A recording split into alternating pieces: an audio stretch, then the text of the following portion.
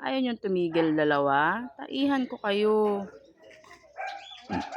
Sabi ni mama, doon ka banda para mataihan ka.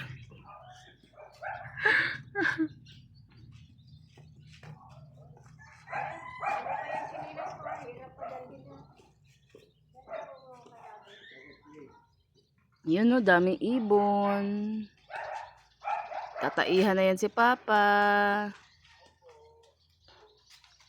Ang daming ibon.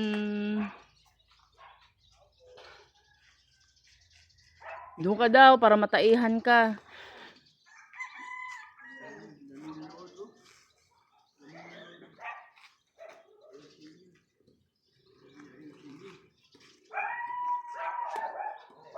Nandun pa sa kabila o yung mga ibon o.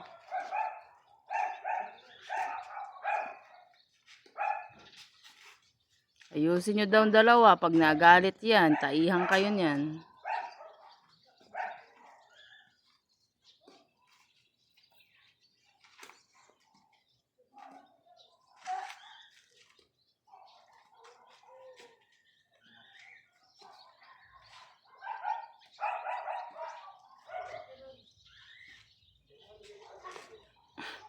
Ay sus!